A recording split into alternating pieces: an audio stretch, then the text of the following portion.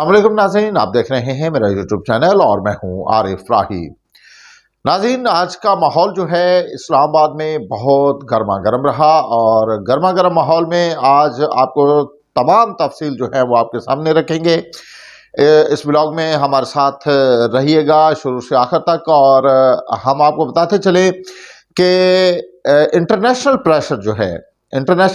जो है वो अभी नज़र आ रहा है कि वो अपना काम कर रहा है, क्योंकि इंटरनेशनल प्रेशर जो है वो जो इस वक्त हुकूमत है वो बर्दाश्त नहीं कर पा रही। क्योंकि आपने देखा कि इमरान खान के दौर में भी इंटरनेशनल प्रेशर आया, लेकिन इमरान खान ने उसको किस तरह से टैकल किया और उसको किस तरह से जो है उससे फ़ायदा भी लिया। एक किस्म के कहें कि उनकी सियासत जो है और मजबूत हुई। लेकिन उसी के साथ हम आपको बताते चलें कि जो इस वक्त की हुकूमत है वो शायद अभी राह फरार इख्तियार कर रही है और जाहिर सी बात है कि अभी कुछ ही वक्त हुआ है इन असम्बलियों को बने हुए और उसी वक्त जो है इंटरनेशनल प्रेशर जो है वो भी बहुत ज़्यादा जो है अभी तो 20 जनवरी के बाद सूरत हाल जो है वो मज़ीद जो है निखर कर सामने आएगी और इस चीज़ का इंतज़ार जो है वो पाकिस्तान तहरीक इंसाफ भी कर रही है। उनके लीडरान जो हैं वो ये सोच रहे हैं कि किसी न किसी तरह हुकूमत को जो है वो इंगेज किया जाए। लेकिन जो सबसे अहम और सबसे जो ये कहा जा रहा है कि बहुत ही अहम खबर है आज की, वो ये है कि बैरिस्टर गौहर और अली अमीन गंडापुर जो कि बहुत ही अहम रहनुमा है पाकिस्तान तहरीक इंसाफ ने के, और उन्होंने ये तस्लीम कर लिया है कि उन्होंने army chief general Asim Munir से पेशावर में मुलाकात की है। इन मुलाकात में क्या तय पाया, इन मुलाकात में क्या जो गुफ्तगू हुई, इनकी मुकम्मल तफसील तो अभी तक सामने नहीं आ पाई। अलबत्ता ये बात सामने ज़रूर आ रही है कि ये मुलाकात जो है वो इंटरनेशनल प्रेशर का नतीजा हो सकती है, क्योंकि हम देख रहे थे कि एक लंबे अरसे से इस्टेब्लिशमेंट के किसी भी अहम जो रहनुमा है वो, वैसे तो बातें आती रहती हैं कि बिलो द टेबल जो है बहुत कुछ चल रहा है या अंडरग्राउंड मुलाकातें हो रही हैं, छुप छुप के मिला जा रहा है, बातचीत हो रही है। लेकिन ये जो मुलाकात थी ये सामने आई और आज बैरिस्टर गौहर ने इस बात को एक्सेप्ट किया। उन्होंने कहा कि इमरान खान से इजाज़त लेकर अभी मैं आपको बता रहा हूँ कि ये मुलाकात जो है वो पेशावर में आर्मी चीफ से हुई है। अलबत्ता उसके साथ ही आज हुकूमत और अपोजिशन ने एक दूसरे के खिलाफ बड़ी धुआंधार तकारीर की हैं। हुकूमत जो है वो ये इल्ज़ाम लगा रही है कि पाकिस्तान तहरीक इंसाफ का कोई भी कारकुन जो है वो शहीद नहीं हुआ,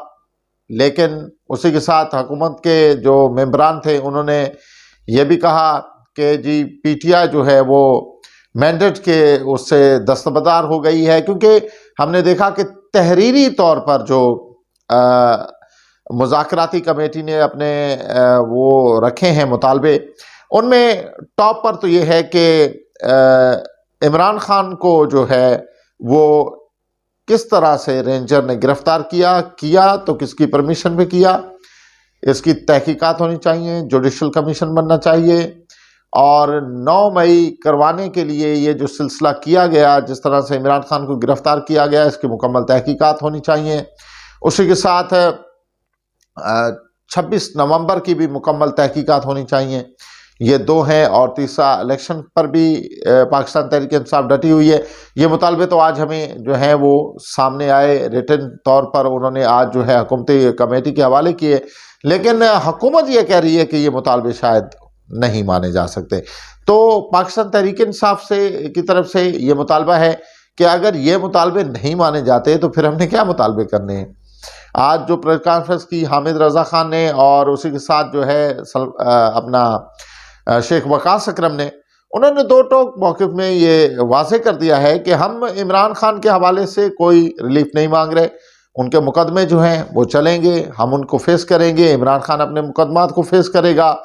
इमरान खान डील नहीं करेगा, इमरान खान डील के नतीजे में बाहर नहीं आना चाहता। हाँ, हमारे जो मुतालबे हैं वो ये हैं कि जुडिशल कमीशन बनने चाहिए, इंक्वायरी होनी चाहिए और साथ ही में उनका ये शिकवा भी था PTI का कि जी बार बार कहा जाता था कि पाकिस्तान तहरीक इंसाफ जो है वो सियासी पार्टियों के साथ नहीं बैठती, उनको इंगेज नहीं करती, लेकिन ले जी हम आप बैठ गए आपके साथ, लेकिन उसके बावजूद आप जो है अभी राह फरार इख्तियार कर रहे हैं और आप कह रहे हैं नहीं जी ये मुतालबे नहीं माने जाते। तो वो कह रहे हैं कि ये मुतालबे अगर नहीं मानने तो और तो हमारे को मुतालबे नहीं हैं, और ये मुतालबा तो हमारा रहेगा कि गोली क्यों चलाई जब तक इसकी तहकीक नहीं होती। इमरान खान को गैर कानूनी तौर पर गिरफ्तार किया गया, क्यों किया गया, जिस अंदाज में गिरफ्तार किया गया, क्यों किया गया, और इसी के साथ जो 9 मई हुआ वो 9 मई किसने करवाया, क्योंकि इमरान खान तो खुद जो थे वो गिरफ्तार हो चुके थे और उन्हें नामालूम काम मुंतकिल कर दिया था, उनसे तो रब्ता ही मुमकिन नहीं था। अगर उनसे रब्ता मुमकिन नहीं था तो फिर ये जो पीछे सारा सिलसिला हुआ, क्योंकि तहरीक इंसाफ कहती है कि अगर जुडिशल कमीशन बनता है तो हमारे पास सबूत है और हम सबूत जो हैं वो पेश करेंगे। लेकिन अभी जो बात सामने आ रही है, जो मेन मकसद है वो ये है कि लग नहीं रहा कि मुज़ाकराती कमेटी और पाकिस्तान तहरीक इंसाफ के दरमियान में कोई मुज़ाकरात कामयाब होंगे। इसके दूर दूर तक इम्कान जो है वो बहुत ही कम नज़र आ रहे हैं, क्योंकि पाकिस्तान तहरीक इंसाफ इस चीज़ को गेन कर रही है कि जो उन्होंने इंटरनेशनल बार्गेनिंग की है और ख़ास तौर पर उनका जो एक भरोसा है डोनाल्ड ट्रंप पर, जो अमेरिकी सदर हैं, वो जब हलफ उठाएंगे तो वो क्या स्टैंड लेते हैं, क्योंकि अमेरिका की तरफ से मुतअद्दिद बयान तो पहले ही आ चुके हैं ट्रंप इंतज़ामिया की जानिब से। लेकिन अभी क्या होगा इसके बारे में जो है वो आगे देख रही है, और इस हवाले से तहरीक इंसाफ जो है वो बड़े समझदारी से जो है वो काम को आगे लेके जा रही है। लेकिन इमरान खान के मुकदमे जो हैं वो आपको पता है कि वो एक मुकदमा लगा हुआ है 190 मिलियन पाउंड का, उसका केस जो है वो बार बार उसकी जो है फैसला सुनाया जाना था, लेकिन वो 3 बार जो है वो आगे हो चुका। अभी कल यानी 17